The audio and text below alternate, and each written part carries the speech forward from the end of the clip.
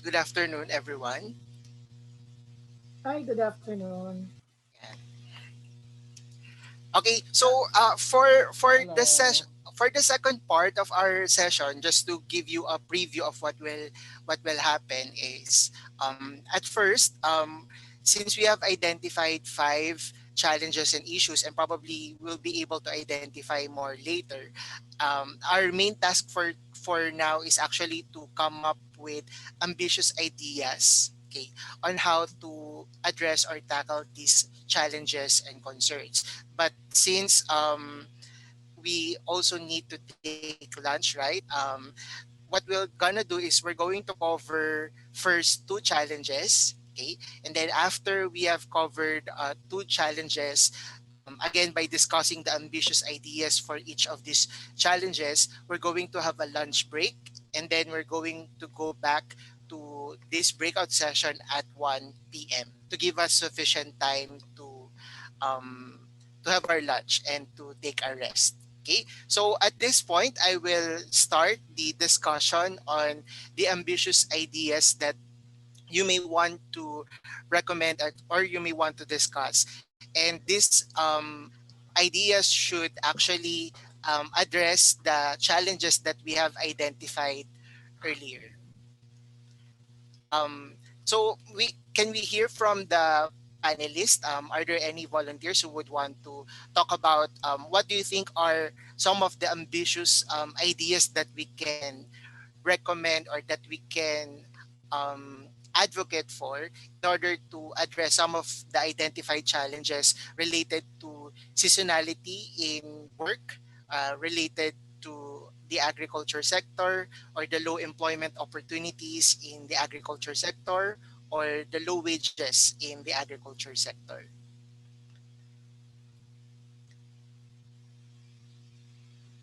Um, Miss Pam, Yeah, yeah. yeah, Sorry, sorry. I it's thought okay. kasi when I looked at the program, I thought we're going to have a lunch break at 12, then go back at 1 for the breakout, and then reporting at 2. So Yes, it's a yes. bit, but anyway, yeah. Okay. Okay. Ano, ano ba to? Are we going to tackle it on a per issue basis, right? Per challenge? Yes, ma'am. But if there are any ideas that would come up, you can also share it and then we'll just organize it later. But as we move along the following slides, we will tackle it per challenge. Like the main challenge here is the lack of agricultural enterprises. So what do you think are the ambitious ideas that can be implemented later that would address some of these identified problems? I I uh, I think it was already there were already indications earlier that we need to say incubate more enterprises, no? Form enterprises, and choose from among. Actually, we can help in identifying groups who can really pursue, no? Pursue um, implementing agri enterprises, no, depending on what level. So and so it can be on processing, it can be on processing meaning other enterprises, processing, yeah, food processing. It can also be in other post harvest activities related to food services, no? Food systems like milling, and also there are a lot of agribusiness or agri enterprises that can be formed, no, when we identify viable, when we identify capable groups. But take note, the key here is capable. So we still need to do, no, another solution, no. We have to recommend, and that is on capacitating these groups, making sure that they are able to manage these enterprises effectively and efficiently. So, it's those are two big words, right? Capacitating and then formation, no? Identification. So in a way, you are. But this is all in the no, not all in the looking. parang the overarching principle here is still collaborating, because the idea should also come from them, and perhaps with some infusion of ideas from several institutions who would want to support them. So it's all about co-ownership and co-creation, right? So Okay. meaning the farmers should be able to own it themselves and not just from the dictates of whatever group who's doing it for them. So in other words, all the overarching principle in every establishment of these agri enterprises is co-ownership and co-creation, meaning they have to be, it has to be in a participatory way. Uh, so yeah, Okay, thank you, Miss Pam. So, I think the ambitious idea here is first we identify capable groups. So, kindly revise it. So, there's an adjective needed. It should be capable groups. And I think what was emphasized here is that we don't only look at the activities on the production side, because if we want to diversify these agricultural enterprises, we should also consider other activities. So that's why you look at the entire food system and the entire supply value chain of yeah, related to food, right? So that's why there is a mentioning of food processing, post-harvest milling, and other value-adding activities. in And I fact, have, yeah. yes, I'm sorry, if I may, but even pre, no, pre, pre-production, like production, yeah, seedling, inputs, yeah. yeah, pre-production, like building up a nursery, building up a tree or seedling nursery that can also be an enterprise. So actually a very wide, no, very wide uh, area, no, where they can choose from, not just post-production, but pre-production as well. Yes. So only if we look at the entire food system, that's the time that we can actually identify these Yes, opportunities, yes. right? Of what agricultural enterprises can be established. And of course, after identifying it, there's a need to capacitate them. And also, the idea here is not just to provide the capacity, but it should be a collaboration between the one receiving the capacity. They should provide also inputs, no, on what are the things that they need. Okay, thank you, Ma'am Pam, for your inputs. At this point also, I would like to recognize the presence of our panelist, Miss Carmelita Cervantes. Are you here, ma'am? Hello, Ma'am Carmelita Cervantes. Are you in here?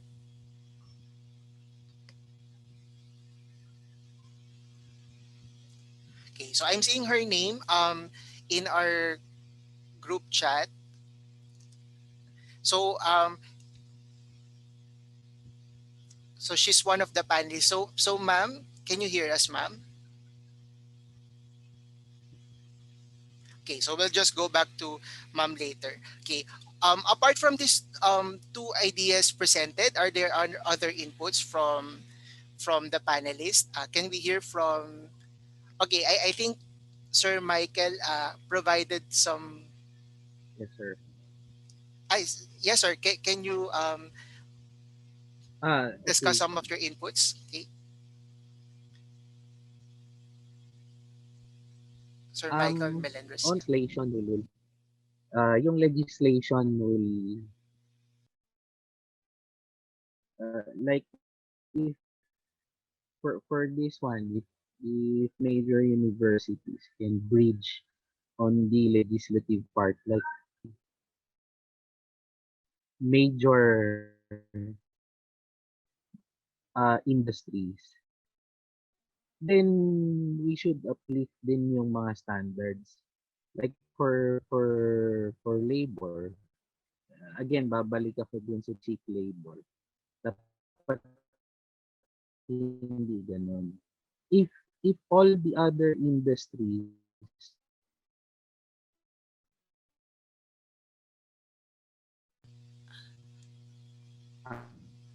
are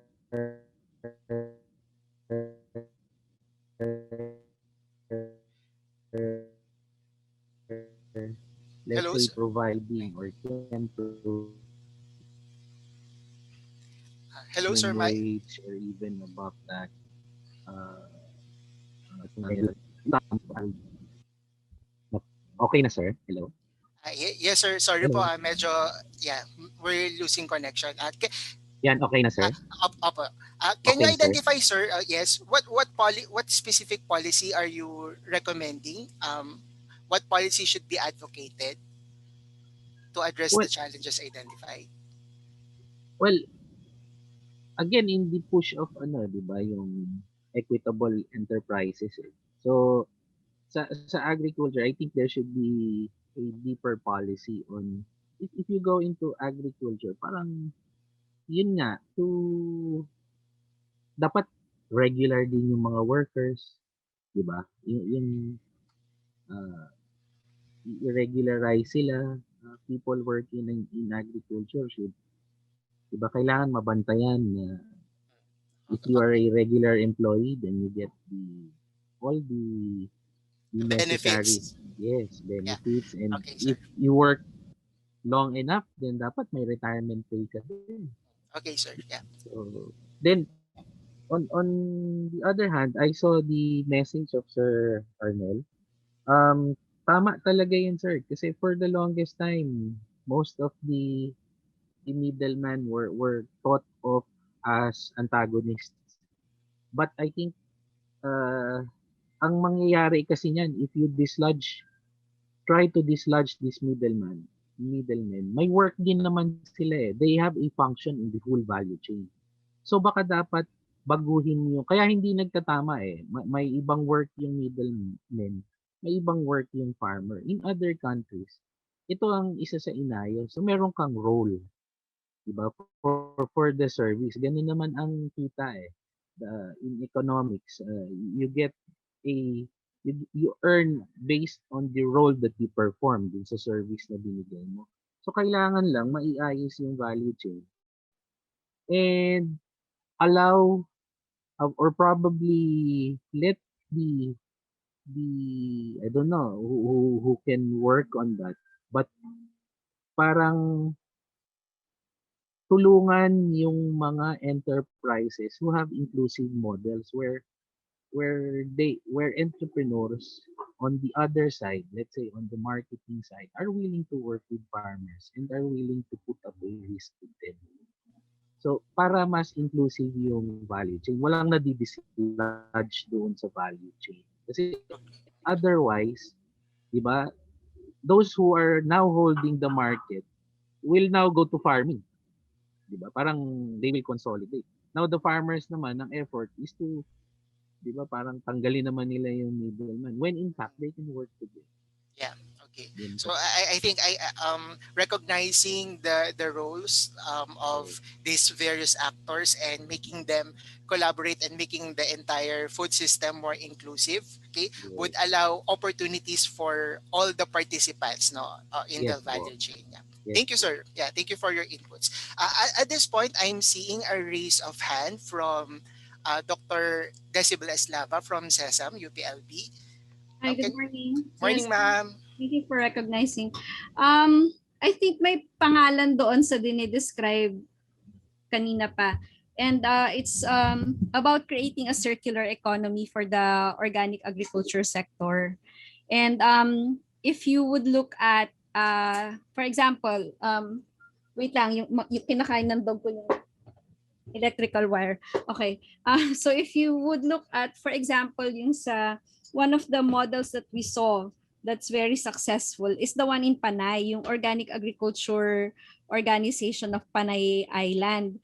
And doon, yung circular economy nila spans from the growers, yung agricultural farmer na growers, na nakalink sa organic na market. So it's a specialized market because of course we all know how organic products are differently priced from yung mas traditionally or commercially produced products. So you need to identify ano ba yung target na market ng products na yon. And so their targets are yung high-end na mga groceries and hotels and restaurants. And then the scraps of those facilities and or businesses also go back to the organic farms again for the production of organic fertilizers and pesticides. So is a circular economy na framework would do you I think would be very effective, especially because marami sa problema ng organic agriculture are really also problems of yung regular na agriculture natin, and we cannot solve all of those problems all at the same time, di ba? Malaking problema natin ng land tenural arrangements. In organic agriculture, since mas maliliit yung land areas required to produce a certain amount of crops because of the smaller demand currently, pwede yun, papasok yung small tenural arrangements, pero there has to be many of them coming together.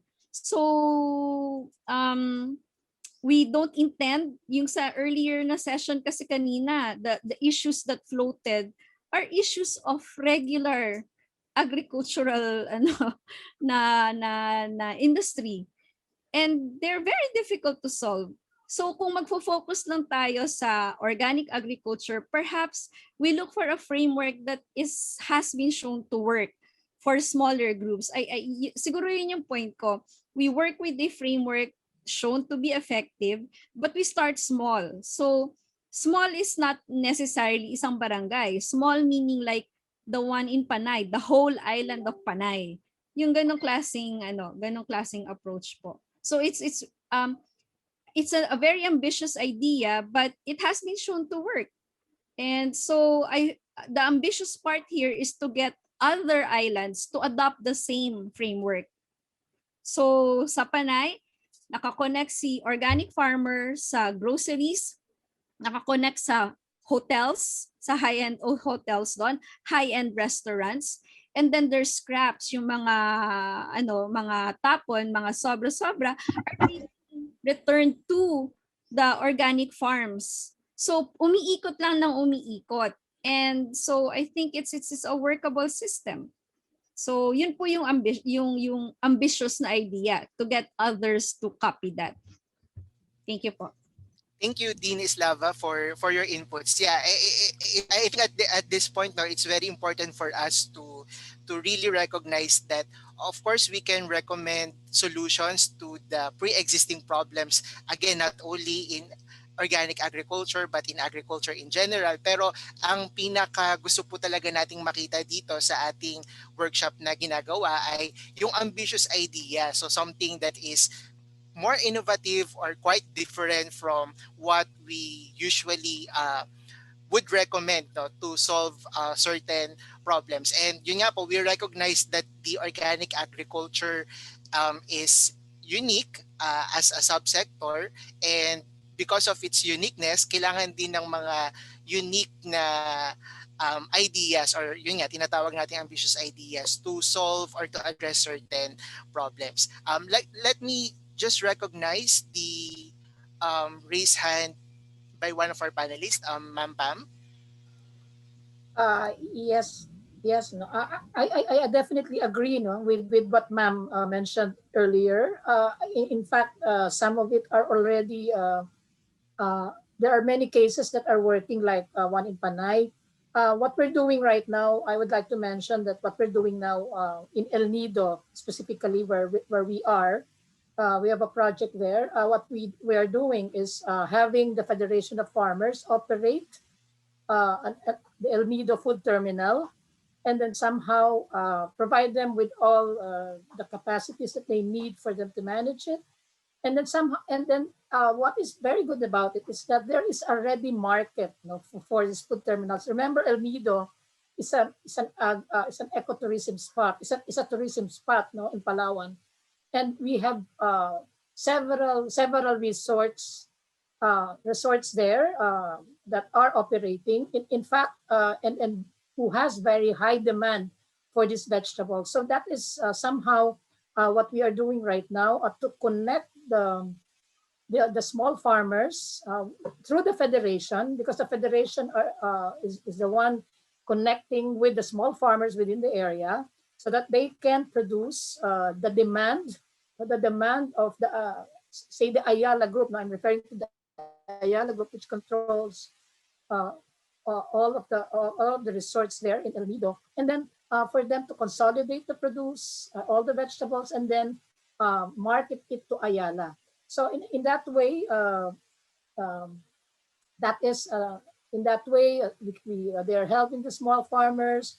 There's a marketing group that does it, which is also composed of the farmers, and there is a market, no, for the produce. So it's somehow, if you look at it, as what Ma'am mentioned earlier, we are looking into, well, yung sinasabi niya kanina na circular economy, and then somehow from pre, no, because we also train them, the farmers, the smallholder farmers, to adapt certain technologies for them to produce more, no, organic in nature, by the way.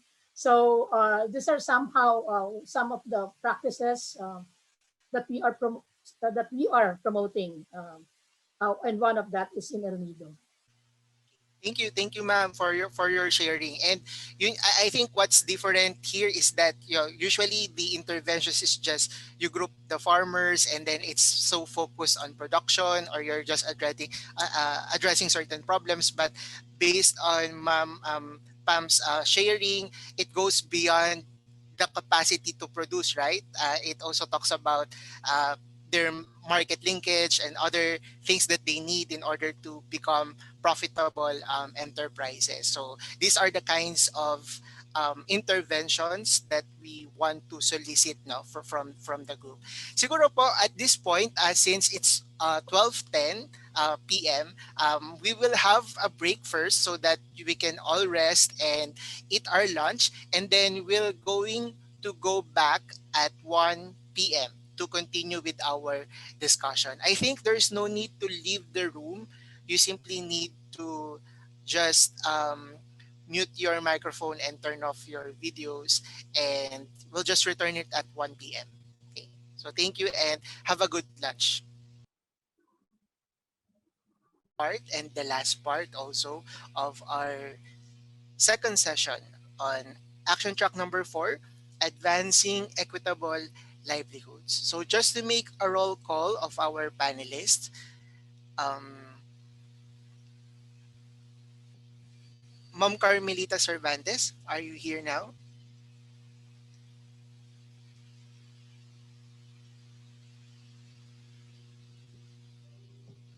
Okay. Miss Maricel Carino.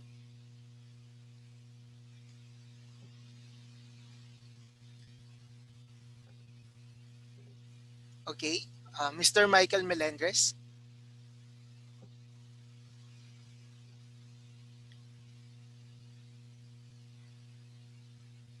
And of course, we have Ma'am Pam. Good afternoon, Yeah, ma'am. yeah. Good afternoon once again. Afternoon.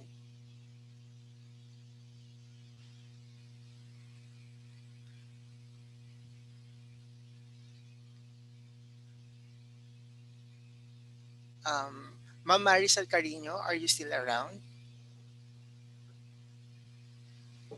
Yes, Ah, yeah. there would be just some delay. No, it's having heavy raining here. Okay, ma'am. We understand. Yeah. Thank you. Um, Probably Sir Michael is also having connectivity problem. Earlier, there were some problems that we encountered with his connection. Um, any other participants? Um, Ma'am Carmelita Cervantes from Carmel Agri Learning Farm Incorporated. Good afternoon, ma'am. Yeah, good afternoon. Okay. Um, can you try your microphone, Ma'am Carmelita? I think we cannot hear Yeah, hear you. wait. Okay. It's really raining so hard in our place, and I have difficulty in going outside to get the microphone. Yeah, but we can hear you now, Can ma'am. you hear? Yes, we can hear you. Yeah, we can I hear have you, ma'am. difficulty in understanding the conversation, but I'll try my best. Okay, ma'am. Thank you. Thank you very much.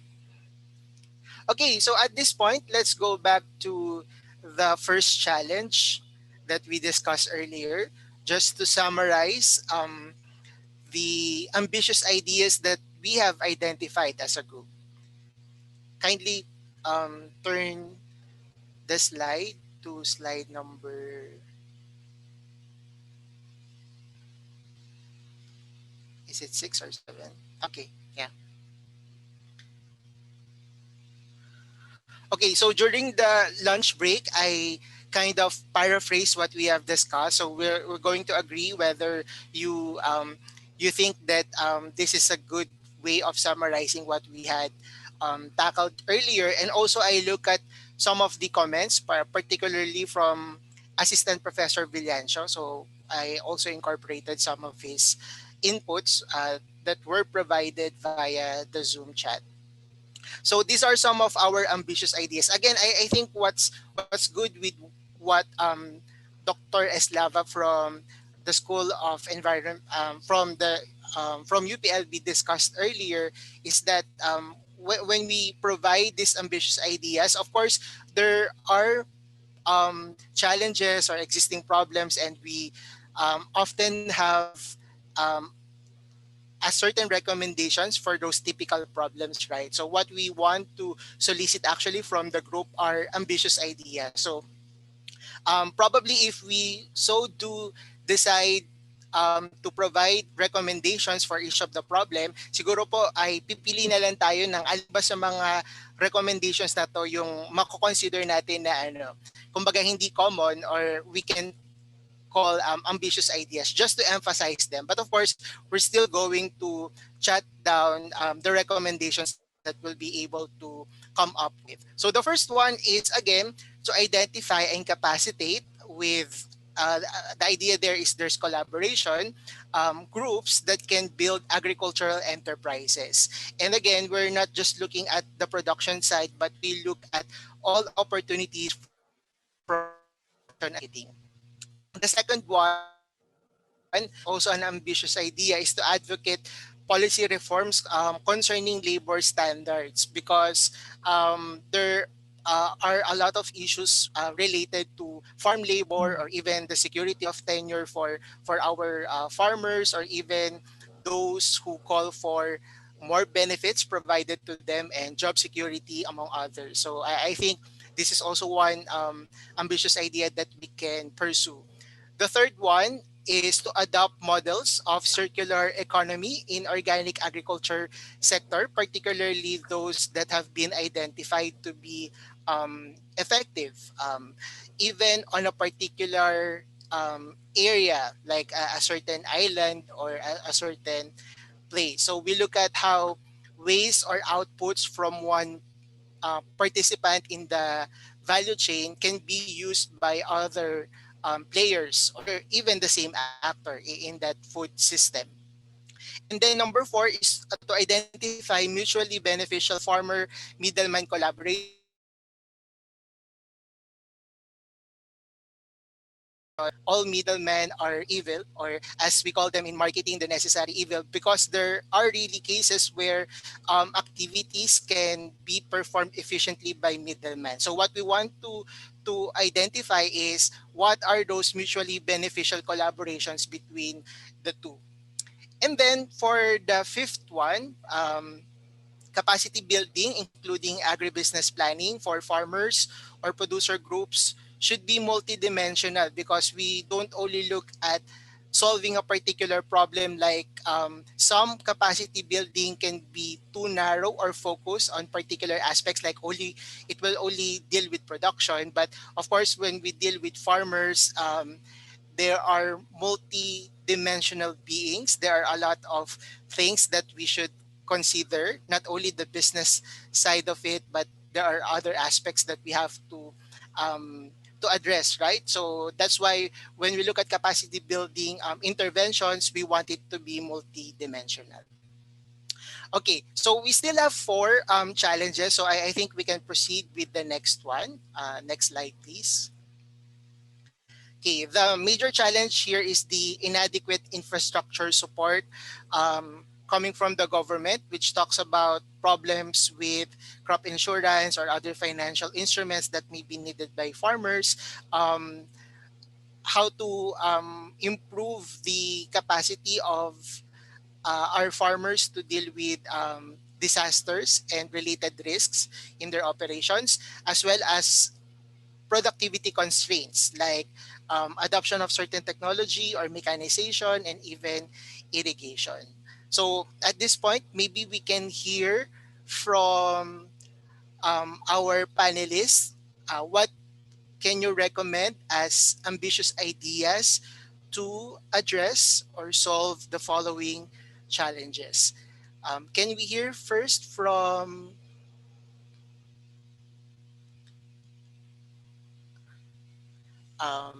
Ma'am Carmelita? Yan. Can you hear us, ma'am?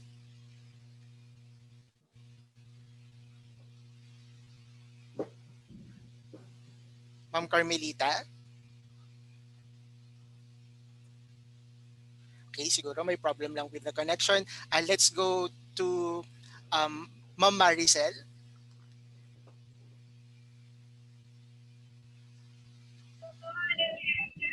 Yes, I support yung recommendation kanina ni Miss Pam regarding mechanization and modernization. Okay. If we notice that the Asian countries, among Asian countries, Philippines is medyo lag behind no pagdating sa mechanization. So farmers are having difficulty doing this farming thing, and that's why yung motivation then in the community is also very poor. I suggest ambitious ideas is to have agricultural farms in a modern, introduce modern technologies and have the farmers introduced to this kind of technologies. Okay, yeah. Thank you, ma'am. Thank you for your inputs. So it's the typical problem of if there is low adoption, what we should do is to actually promote the adoption of this technology. Okay, can we hear from Ma'am Pam? Ma'am Pam, do you have any ambitious ideas related to government support? Actually, yeah, I, there are yeah, yun nga no, yung farm mechanization was I mentioned it earlier, but I think meron naman kasi yung point ko on agricultural productivity and constraints has something to do with consolidation, no? Kasi ang hirap mag-modernize kung maliliit lang yung areas, no? And then isang naiisip ko kasi is more of parang parang I don't know if it's under infrastructure, but I can kasi in all of this support, no, whether it crop insurance, financial instruments, other agricultural productivity constraints, and disaster resilience and risk management measures, ang nakikita ko is more of harmonization of the efforts, no, between and among institutions or partners. We have several institution, government instrumentalities that are doing their share, and ang dami talaga. Yun naman ang maganda rin sa government. They are really very uh, uh, sensitive as far as some programs talaga naman is concerned. Ang nakikita ko lang, parang we cannot do much if we don't have a consolidated data of the extent on the extent to which these interventions are made. Parang lagi ko itong tinatanong, no, in any parang summit or conference that I attend, who consolidates everything? Do we have an efficient or a very, sabihin natin, very clear listing of these interventions, who benefits from what? Kasi parang some government agencies or some private institutions come up with several listings, but who consolidates everything? I mean, consolidates everything that will represent a one Philippine data wherein you can track all of this. No? What the DA may have, pero hindi kompleto kasi somehow naririnig mo sa iba, may ganito pala dun sa isa. Parang ako, I'm looking for a repository or probably an inventory of all of these approaches para ma-harmonize and for us to see what's missing and what's lacking. So it's more of an M&E thing, monitoring and evaluation thing, um, as a support, no, as a support function to number two to all of this. Okay, ma'am. Yeah, I think that's a good point. For the documenter, kindly put a repository of the efforts among institutions. And again, we're looking at not only public institutions or the government side, but also private institutions. I think both parties or Yeah, both yeah, sectors should know what the other one is doing, no? yeah, Kasi of course there are related problems to that, such as replication, or probably some yes, beneficiaries would be receiving the same interventions, etc. Yeah. Thank you, ma'am. yeah, Thank you for your yeah. inputs. I would like to recognize Dean Eslava, who's raising her hand. Thank you Yes, po. Dean. I hope you don't mind if I don't turn on my camera anymore kasi ang lakas ng kulog at kidlat. Okay, Baka... ma'am. Um, this has to do with the first yellow tab there, introduce modern technologies to farmers, promote and widen adoption. And of course, that is something that we really need to do. However, from experience, my in-laws are farmers po. So they have huge tracts of lands in Pangasinan. And my dad, who used to be a professor at the College of Forestry here in UP Los Baños, has been trying so many times to start to convert some portions of the farm into organically grow to into organic agriculture. His main problem is supply of this organic materials. So ang wala po talaga is the investment in the production of those farm inputs. So maganda na yung advertisement ng biotech sa kanilang mycovam, yung mga BioN, etc. But you have nowhere else to buy these supplies other than from UPLB. So there has to be investment. Yun po yung kailangan nating idagdag dito sa tab number 1 is um, the private and the public sector has to also be willing to put investment in producing these modern technologies or modern farm inputs that could help the organic agriculture farmers or those wanting to shift towards organic agriculture. Yun po talaga yung problema. Walang mabilihan. Kailangan mong maghanap ng special supplier pa talaga. So si Dad, ang special supplier niya ng kanyang BioN at Mycovam ay ako po. I buy from here and then I ship to Pangasinan or nung pwede pang mag-travel, we bring it with us when we go there. So yun po. Thank you po. Thank you, Dean. I think that's common to other UPLB developed technologies. Nalalaman naman or nadi-disseminate naman over yung sustainability ng kanilang operation inputs ang nagiging problema kasi nga, well, first and foremost, alam naman natin na yung UPLB is an academic and research institution, so hindi talaga siya kagaya ng private sector na yun yung negosyo niya. So dito din pumapasok yung pangangailangan ng investors, no, para itong mga technology na to ay ma-absorb din ng private sector at sila talaga yung mag-provide ng mga inputs na to para doon sa mga farmers. Of course, part also of extension activities provided the farmers on how to produce their inputs or organic inputs, but of course we cannot assume that everyone can do that or will be willing to do that, or what is the cost on their part to create those inputs. Probably it's less costly for them kung bibili na lang nila. So siguro related din to dun sa kanina nating na-identify na problema yung lack of agricultural enterprises, because this is actually one opportunity, no, na isang klase ng agricultural enterprise yung mag-produce para may magamit yung sector ng organic agriculture. Yeah. Thank you, Dean, for your inputs. Okay, can we hear from other panelists? Sir Michael?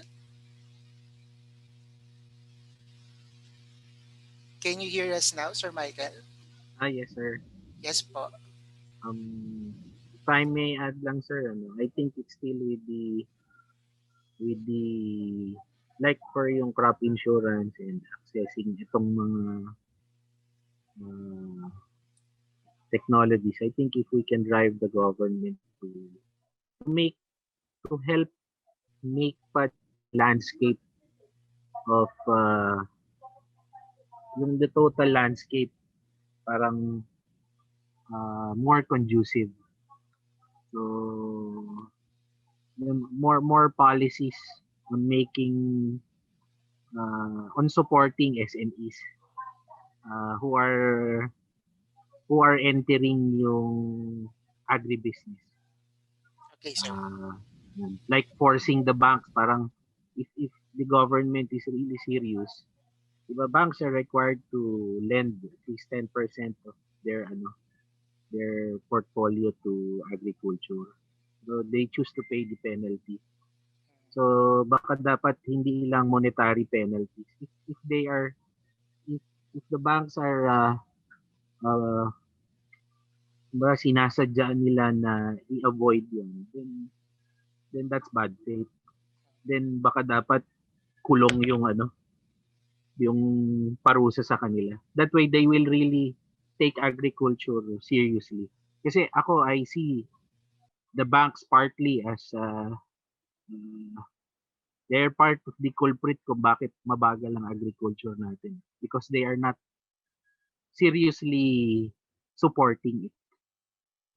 Unless San Miguel ka, di ba?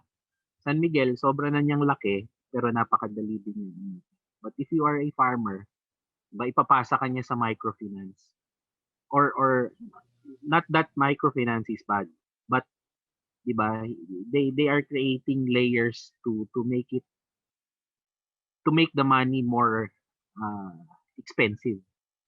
Ganun po. So at least ano lang, mabalance such that even small players can easily access it.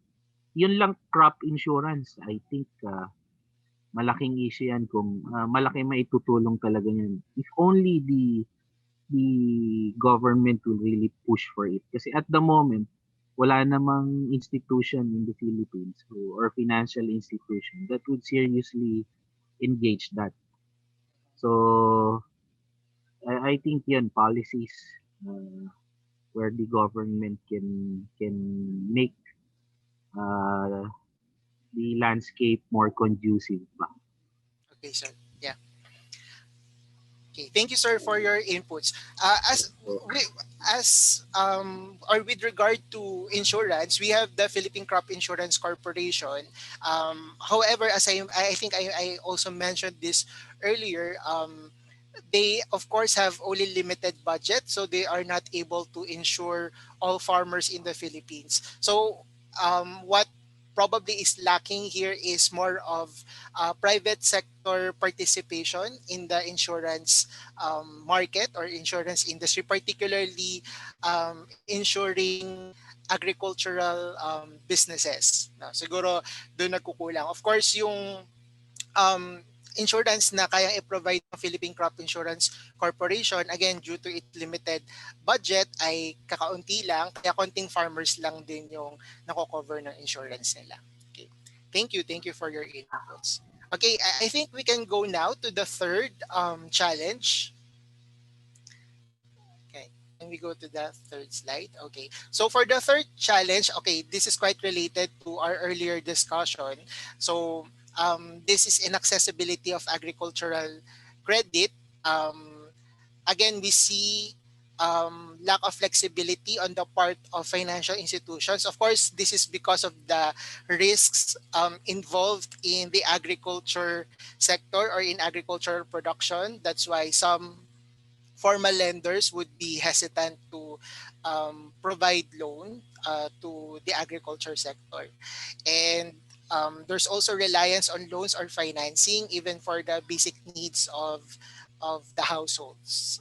And farmers are indebted to their traders. So are there any ambitious ideas that you want to suggest in order to address this problem apart from the earlier one, which is also a review pala, no, a review of the agri-agra law, which talks about a certain portion of the bank's loanable funds to be allotted for the agriculture sector. And I think they are reviewing the law na. So probably there will be a change in the policy, related to um, agricultural finance. But are there any other ambitious ideas that you want to suggest for this challenge from our panelists? Um, Babes, Yes, Ma'am yeah, Pam. yeah. I think what I noticed, because of course we have private institutions that can really help, and somehow there are rural banks, there are private banks, government banks, but I'm also looking at probably an allocation from the LGUs themselves, because I noticed that I'm looking always at the allocation, no, of what the LGUs can provide, since we are also into partnerships, no, with them, no, most of us, especially from an NGO where I belong. Wala silang allocation for agri-support. They rely on the inputs coming from BA, and then yun lang din yung dinidistribute nila. But how about programs for uh, agri-credit that can be provided to farmers? Alam mo, reality bites rather. They most of them do not want to invest, or seldom, no, do I see LGUs investing in livelihood project programs. Most of them are into infrastructure. Well, somehow we know the reasons why, but yun parang yung allocation nila into agriculture is so small. No, perhaps we can advocate, no, for LGUs. um, um, Ewan ko, this is ambitious for us, no? Ako, for me, parang magkaroon talaga ng automatic na meron silang automatic na allocation for agri projects, but not infrastructure non-agri projects. But it can be infrastructure agri projects or non-infrastructure agri projects that can support our farmers. So, and that includes access to these loans, whatever they can provide them. Yun lang, no? Parang it's more of a policy, or a resolution perhaps, that can be passed by the sanggunian, or of a city, or of a municipality. Parang I don't know if it is something that something too much to ask, but I guess this is the time, no, that they should be involving more of in more of these kinds of projects.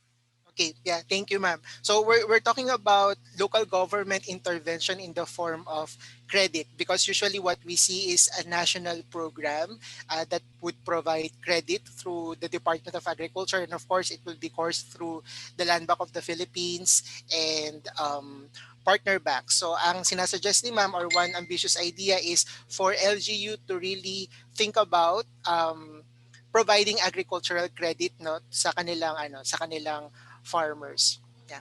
Okay, Although thank you. may downside yan, syempre pag sinabi nilang gobyerno galing kay mayor, baka Libre. hindi Di bayaran. But bayaran. kaya lang yun nga but if there's an NGO working with the government, then probably alam mo yun, yung the people might be somehow, no, enlightened, no, on the purpose, no, because if they pay, then they can again avail of it, and then more farmers can benefit. So Yeah. it's more of IEC as well, no, in educating them educating them also on the cost. Okay po. Yeah. And usually what we see is with local governments providing inputs, syempre yung inputs hindi naman na nila binabayaran yon dahil subsidy, parang it's a form of input subsidy.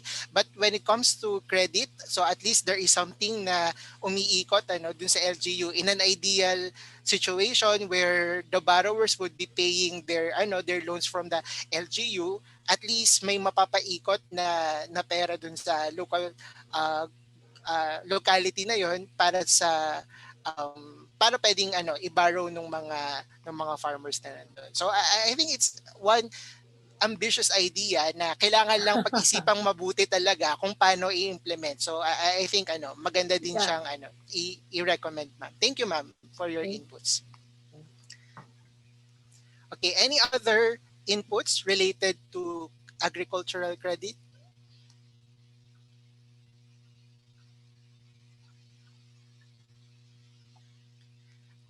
Yes, Dean Eslava. Sorry po ha if I'm uh, We appreciate, ma'am, apa- your input. uh, I'm not sure if you've heard about cross compliance. So the idea with cross compliance is that, for example, I'm a farmer and I'm applying for, say, credit. Then it would be easier for me if I am cross complied between two, for example, agencies. For example, if my practices is something that is highly endorsed by the DNR, then the funding that whatever agency it is that will give funding will give me more points, and then also ease up, say, on interest rates or whatnot. So it's sorry, I'll have to cancel that one. So it's something that's being done in other countries kasi they have certain permitting requirements for farm operations of a certain size, or of a certain nature. Pero dito sa atin kasi wala namang ganon, walang permitting compliance unless industrial scale yung yung agricultural na practice. Pero perhaps this is something that we can look more into, yung how to make credit more readily accessible to organic farmers by showcasing yung kanilang contribution to environmental protection. That's one. So in what way? Of course, yung nila, yung farming system nila, yung paggamit ng say terracing to prevent soil loss, and then using less or no chemical inputs at all, which can actually be recognized by other institutions as a credit, as a form of credit na would make it easier for the farmers to access the funds that they require. So yung general term for it is cross compliance, but it takes many forms. So hindi ko alam kung na-explain ko siya ng maigi. Sorry. Okay, ma'am. Yeah, thank you for your inputs. I think well, generally ang gusto natin i-increase yung credit worthiness nung borrower, and That's what right. ma'am is suggesting is that well, definitely kung kaya tong gawin ng mga government institutions by means of, for example, saying that this farmer, or verifying or certifying that this farmer is adopting certain agricultural practices, and that the business probably, or yung ganong klaseng practices is a profitable one, then that may actually encourage formal financial institutions to extend credit. Yeah. Thank you, ma'am. So at this point, siguro we can also, or I'll be also reading comments in the chat box as we wait for the other participants to raise their hands to give their comment. Siguro I'll be reading it backwards, no, just to recognize the inputs. Okay, so Ma'am Pam is agreeing to the previous comment, and this is being done in EBA projects, blue and green carbon credit. And I think the city of Calamba is doing this already, loans for informal sector, including agricultural production. So this is good practice that can be followed by other LGUs. Um, there are several OA outlets that have been closed already. I suggest po to have a review and further evaluation on the reasons of their closures and for non-sustaining operations. Some information include people are not patronizing OA crops compared to regular crops as they are expensive. Some experience limited volume of produce. Okay. And that's the reason why we identified earlier the need really to link it to markets, no, or even before you start your production, kailangan din po talaga ensure natin yung market, kasi we also don't want to give false hopes to our farmers na okay, you do organic agriculture and you can sell it at a higher price. Of course, kailangan ihanap po talaga ng market yon. Okay. Convergence of plans and programs will have more impact and benefit more farmers. Ito po yung sa discussion kanina on creating a harmonized and a repository of all the efforts of government uh, programs related to, let's say, organic agriculture. We could also consider establishing agricultural hubs in each LGU so that farmers can sell their produce without worrying middlemen issues and expensive transport of their harvest. Yeah. I think rin naman po dito, Mamarisel, is yung ating mga trading posts. But I'm not sure whether there are existing trading posts for organic produce. Usually yung mga trading posts po natin ay para pa rin doon sa mga conventional agriculture. Okay. Sige. Let's go to the next challenge. Can we go to the next slide? Okay. For the next challenge is related to the lack of capacity among producers on entrepreneurship. And the related challenges are challenges in market linkages, low financial literacy, the capacity of the farmers to actually adapt and be resilient to change, and yung observed inequality when it comes to bargaining or market power. Can we hear from any of the panelists? What are your ambitious ideas related um, to the challenges? Lack of capacity among producers on entrepreneurship.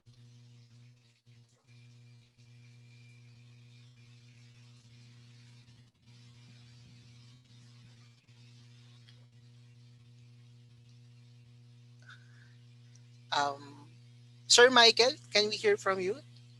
Tingnan natin kung nakabalik na si... Ay, okay din ko na. Ay, yes, Sir Michael. Um, yes, sir. Actually, I iisip ko pa how this thing will go. Well, one thing, sana dumating yung araw where we can easily, as entrepreneurs, collaborate with, ako in particular, with the universities. Kasi as per my experience, takes a long time to syndicate something with the university because of the existing policies. Wala namang problema because it's meant to protect the institution. During when I was in college, I remember that that was the first time when they tried putting in yung entrepreneurship option sa agriculture. So merong different specializations, and they tried that under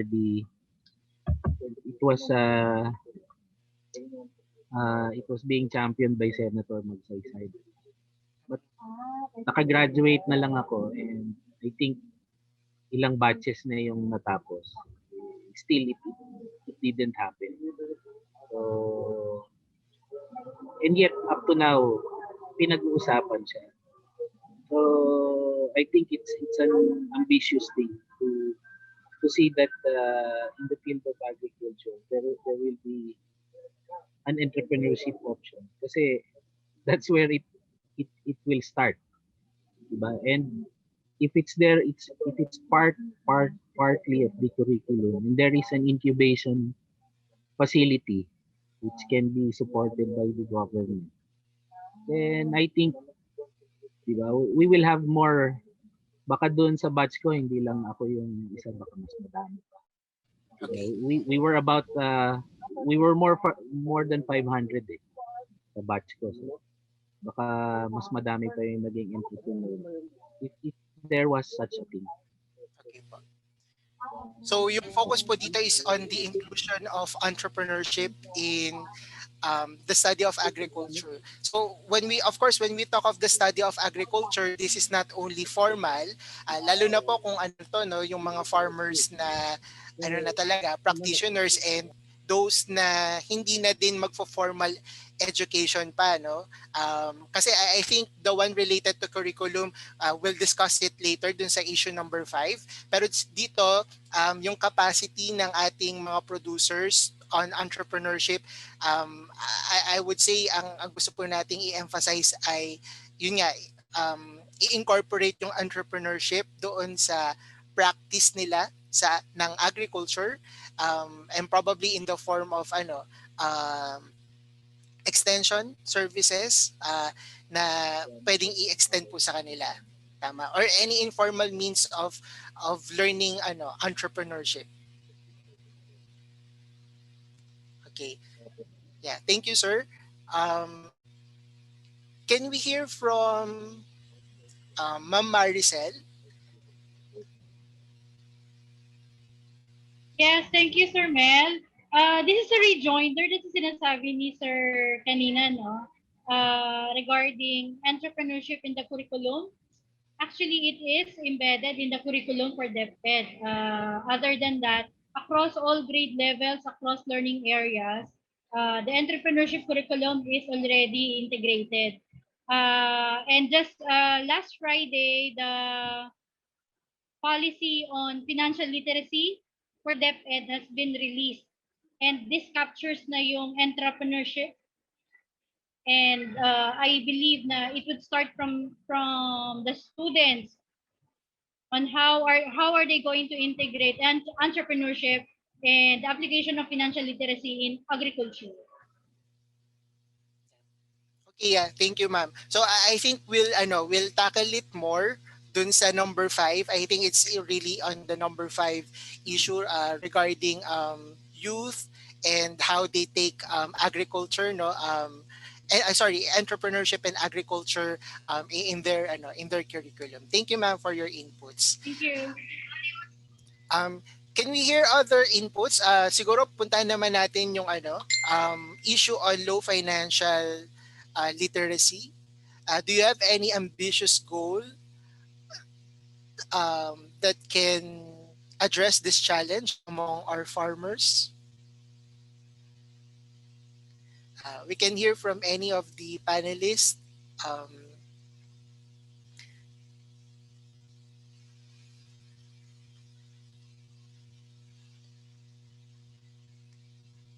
Ma'am Pam, do you have any inputs related to financial literacy?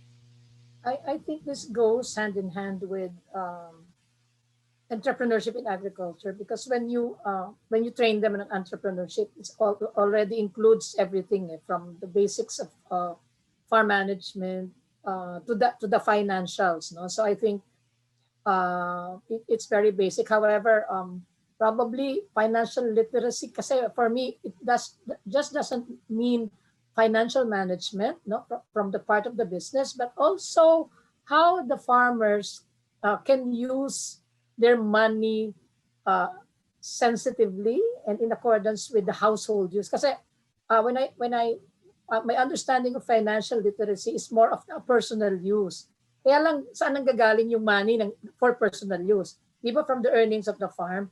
So, ibig ko sabihin, this has something to do with budgeting, financial management is one, but financial literacy is another. So, them being able to recognize what needs, alam mo yun, yung budgeting kasi importante. So, ito, X number of this for my household, X number of this to be plowed back to the business, and so on and so forth. And plus, some savings. So, I think that mindset should be always be inculcated, no? Kasi kahit hindi farmers, hirap dyan sa financial literacy. Yeah. Because it's all about the discipline of spending and saving. Yeah. So, tama yung nabanggit ni ma'am na doon naman sa entrepreneurship in agriculture, in whatever means we are to provide this, it will cover all of these topics. Financial literacy, how can they make their businesses profitable, sustainable, and also in compliance with organic agricultural practices. Yeah. Thank you, ma'am. Thank you. If I may add pa rin, kasi gusto kong duktungan yung sa market linkages. No? I think we should also focus our efforts on more parang more inclusive value chains. kasi meron naman na ngayon, some private companies are doing it, but I guess with all of the discussions that's been going since we started, kulang talaga pa rin. So I think more involvement of the private sector. So alam mo, lahat naman yan nangyayari in nutrition, in food security, Pilipinas contra gutom and all. So we need all the support we can get from the private sector. Okay. Yeah. So siguro yung point dito sa capacity din, for the documenter, we can also highlight yung private sector involvement in this Yes. capacity initiatives. Yeah. Because yeah, usually when we think of capacity, we immediately points to the government, but we also recognize the fact that the private sector has a lot to offer. So we want to to tap them as well. Thank you, ma'am, for your inputs. In the chat box, there's a message from Miss Roxanne Banalo about the incubation hub. So I think, yeah, this is also related to building capacity, because this incubation hub can train the farmers or the farmer groups, and it can also serve as a model. So maybe yung ambitious idea natin dito is yung creation ng mga incubation hubs. Yeah. For the documenters, please take note of that. Formation of incubation hubs. Okay. And then we're up to our last challenge before we come up with our short-term goals. So our last challenge is the lack of interest and motivation among the youth towards agriculture. So kanina nabanggit naman ng ating representative from the Department of Education na nasa curriculum naman natin, sabi ni Ma'am Maricel, yung agriculture and even entrepreneurship. So siguro ngayon, ang gusto nating itanong, ano ba yung maaari pa nating gawin para ma-motivate yung mga kabataan para maging involved sa agriculture or even take it as a profession? Can we go back to Ma'am Maricel? Do you have any ambitious idea on how to address this challenge, ma'am? For DepEd kasi, like I said, the curriculum is already integrated with agriculture, and actually there are specializations. What actually we want is the advocacy, of course, of the LGUs, specifically for those areas that are rich in land and also rich in water, no? Kasi yun yung nakikita namin. They are shifting to ecotourism, but they are not improving their lands. They are not really enriching their farms for them to be sustainable. So I believe yung ambitious vision dito ng DepEd is to have agricultural hubs supported by the LGUs. And of course, the LGU would also promote agriculture in their own lands, in their own regions and divisions. Okay. Yeah. So, yun, siguro ang binabanggit ni Ma'am dito, no, maliban sa ang Department of Agriculture Department of Education rather will promote this program, pero importante din yung involvement ng LGU in the promotion of the program, particularly for those areas na okay yung kanilang agricultural industry, so importante na marinig yung promotion ng LGU para sa part na ito. Yeah. Okay. Thank you. Thank you, ma'am. From Dean Eslava, show the kids that they can get rich from agriculture and they will gravitate to it. Yan. So siguro, part ng ambitious idea natin is to look for like model students. Can we can we phrase it as such?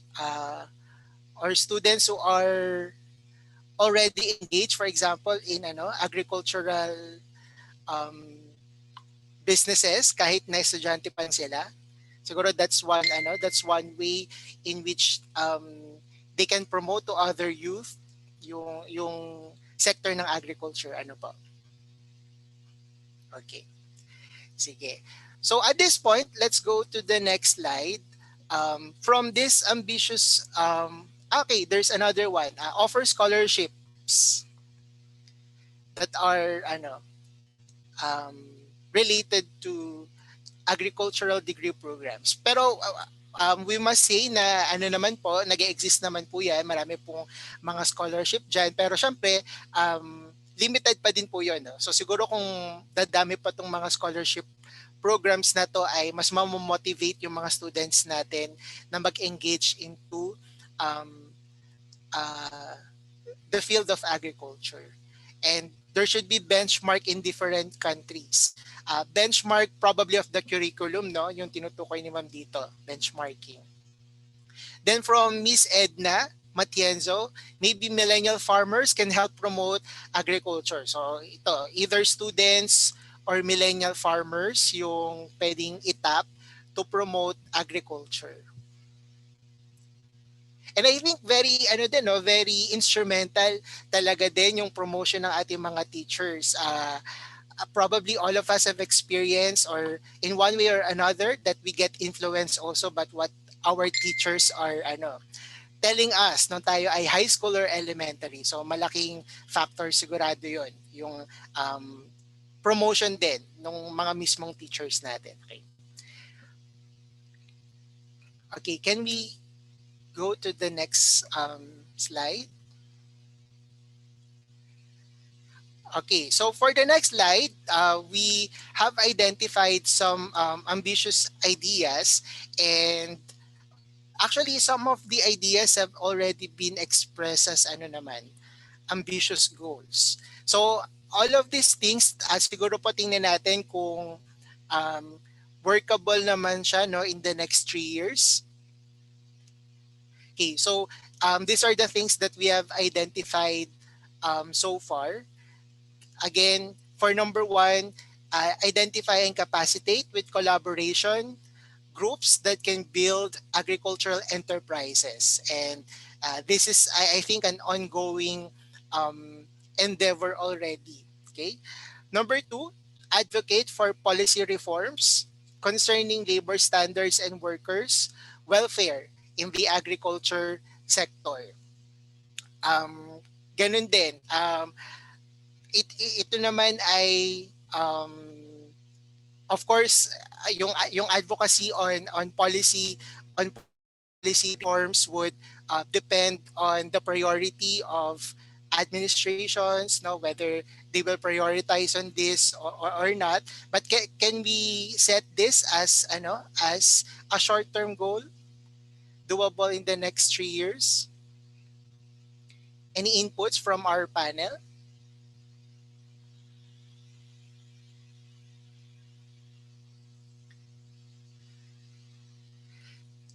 Si Sir Michael siguro yung pwede natin pakinggan kasi this was suggested a while ago by Sir Michael.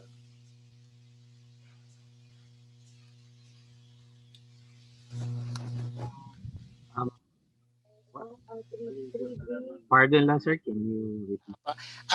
Base po sa experience natin on policy advocacy, do you feel na yung pag-advocate po natin sa labor standards and workers' welfare in the agriculture sector, is it something that is doable within 3 years? I think so, sir. Okay po. Kasi it's a matter of being serious to it.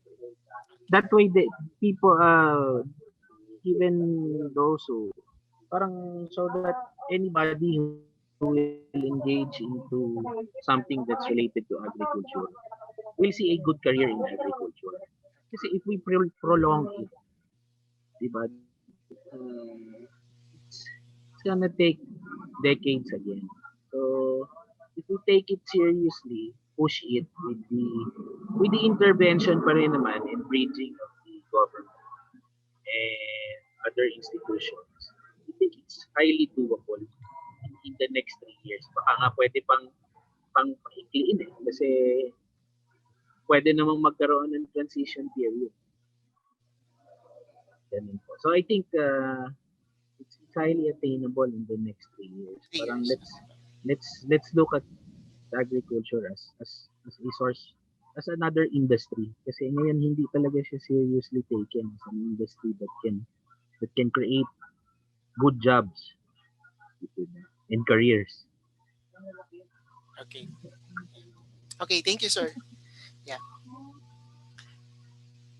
And I believe, no, for most of the ambitious ideas that we have identified earlier, I think we were also able to express them as goals. So siguro hindi na lang natin uulitin yung pag-state, no, ng mga ambitious ideas into goals. Okay. So maybe at this point kasi we will be directed in a while sa plenary session. Siguro we can proceed to the last activity. Can you go to the next slide?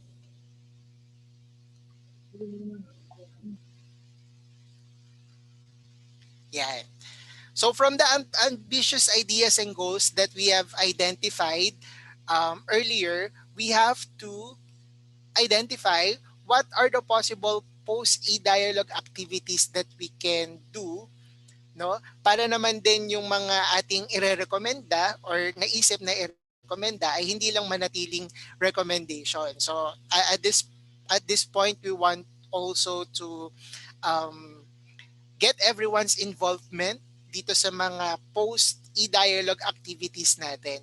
So siguro we can start off with the panelists. As I believe that prior to um, your participation po dito sa ating dialogue ay siguro you have also thought of your commitment para i-promote yung advocacies ng ating grupo and even the objectives of this dialogue. So may I ask if you have anything that you want to pledge as the representative of your sector? Any activity that can be conducted after this e-dialogue that are related to the goals that we have identified earlier. Siguro, let's start off with um, Ma'am Ma'am Pam from Filipina Shell Foundation. Yeah. Um, yung post e-dialogue activities ba, does that mean that not necessarily a dialogue, or are you Yeah, after? it can be an activity, a program, an intervention, or a Okay. collaboration that you want to suggest. Yeah. Yeah, I think it's more of um, post e-dialogue activities. Kasi ang dami na rin kasi akong groups na involved. But I think what we can as an NGO probably is to continue our focus on our programs on nutrition, agriculture, and food security, because I think we've already laid out our 5-year roadmap for that as far as Filipino Shell Foundation is concerned. So I guess that's our commitment for the next 5 years. No, uh, so I think that's what we are. Of course, we cannot quantify, no, but somehow we would like to contribute, no, to the government's efforts and to the goals, especially on the SDGs. SDG number 2, actually, which is on nutrition, food security, and agricultural sustainability. So it's more of SDG 2, yeah. So I think we already have some sort of crafted that our strategy for the next 5 years. And then somehow we wish to work with other institutions and collaborate, no, with other government institutions and private institutions as well, and other NGOs, so we can somehow um, combine our efforts so for a more, impactful result. Okay, ma'am. Yeah. Yeah. Actually, we were informed that that we have like plenty of time, not only 3 minutes. No. So siguro we can flesh out pa more of those specific activities. Ma'am, no. So siguro po, gusto ko lang balikan yung mga ambitious goals kanina. Can we show the ambitious goals from the first one? And then maybe ma'am, we can identify here like ano kaya yung specific activity na pwede kayong Okay. ma-involve, no? And then um, kung Yeah. kailangan nyo din halimbawa po ng ka-collaborate na nandito din sa group na to, then we can also get their commitment, no? Para po doon sa collaboration na yun. Yeah, I think kasi ang hindi lang namin mako-commit diyan, ang hindi lang namin ginagawa diyan is more of the harmonization, no, yung binanggit ko kanina, and repository of efforts. But what we do is that we become members of several organizations for us to contribute to the inputs, no. Uh, but from item number one, number two, no, especially well, number two is more on policy reform and advocacy. Probably just like the harmonization 2 and 5, 2 and 6, no. We are just contributors. No, our the results of what we do, we contribute, no, so that we can uh, it can contribute to that purpose. Policy reforms, probably lobbying for it and advocating for it through membership in various organizations and various platforms. Now, so specifically on agricultural enterprises, yes, no, because we're now doing this. Number one, developing and identifying, designing, no, together with various groups, agricultural enterprises. Um, and then not only that, no, we are also into nutrition, heavy on nutrition. So we are working with other institutions on nutrition. So we have nutrition sensitive objectives and goals as well. Number three, models of circular economy. Yes, we're doing this. And then number four, yeah, uh, beneficial farmer middleman collaborations and the agri-food value chains, definitely, because while you may say that Shell is not an energy company, we do have some networks where we can tap local products, and then because we have Shell Select and all. But not only that, we connect with other partner industries for the products. And capacity building definitely is into us because we train farmers on the technical side, we train farmers on the entrepreneurship side. We provide them inputs as well, and somehow in all aspects. In fact, we are looking at several crop insurance models in the hope that we can provide it to them. Infrastructure support. So those are some of the things that we are looking at in the next 5 years. Okay. Yeah. Thank you, Ma'am Pam. Yeah. Okay. Can we hear from Sir Michael, who is representing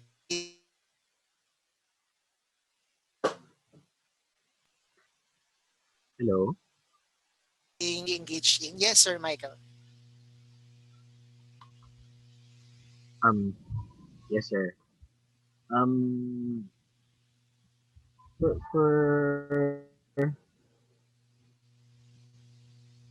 for our part naman, sir, on I think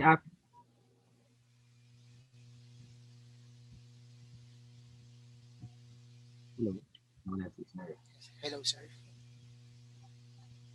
Yan, okay Okay, na yeah. po. Okay na po. Yan, Yes. sir. Is this the one related to the activities after the diet? Yes, sir. Yeah. So is there anything that you want to pledge or commit Okay, and sir. that would require other ano din po collaborations, for example sa mga members ng panel na ito? Yes, sir. Actually, sir, we're working closely with the UPLB or DEC. Kasi nga, uh, good education is a very good tool to succeed. Graduated. I knew a lot of theories, but I didn't know how to execute them immediately. So,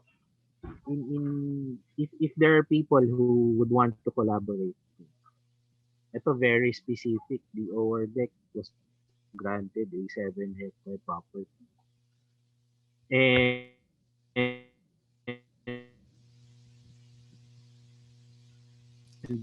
it's bare. It's bare. diba? In our case, was indicating a greenhouse for the over there. So that talagang yung organic agriculture from originating from a university. So and put the technologies like drip irrigation, controlled controlled environment using greenhouses. So if there's a way where others can collaborate with us, then it will be a big help kasi we're not a big we're not a big company. We're even unknown because we're not big. But we don't want to wait until we become big before we initiate. And we're lucky that there are big companies such as Shell and all the others who are there already. So if there's a way to collaborate and push forward these technologies, put it there, diba? Then it's a step forward for a more, kasi yung resiliency will partly start with people who knows about resiliency. Uh, if we have old farmers, they are 55 to 60, medyo done na sila eh. Let's face the truth. Uh, medyo they are in the ano na, palubog na yung araw.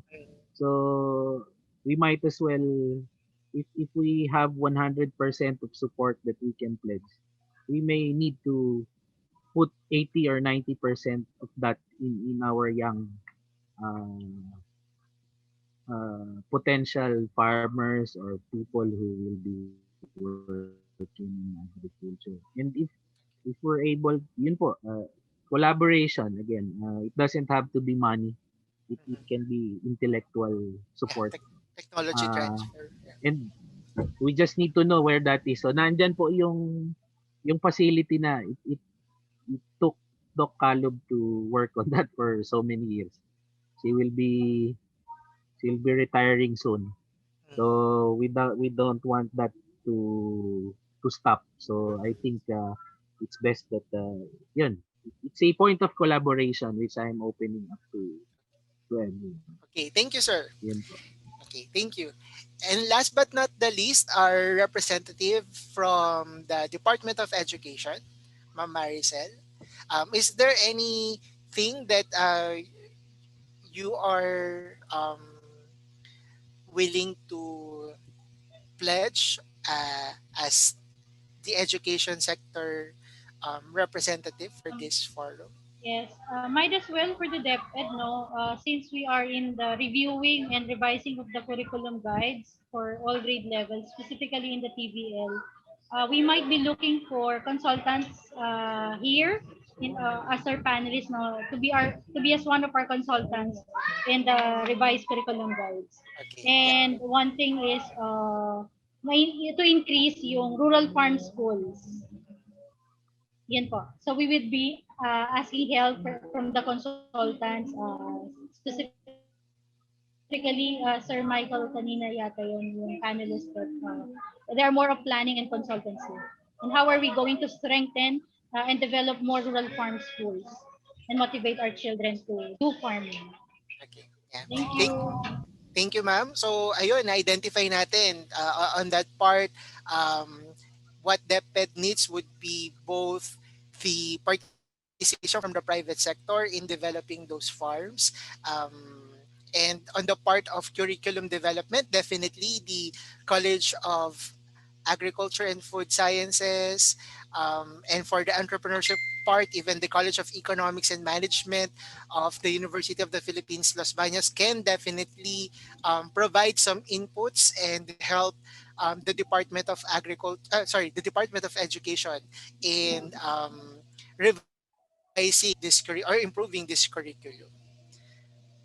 Okay, so there is now a message that our time is almost up. So at this juncture, I would like to thank everyone who participated and all the comments, all those who commented as well in our chat box.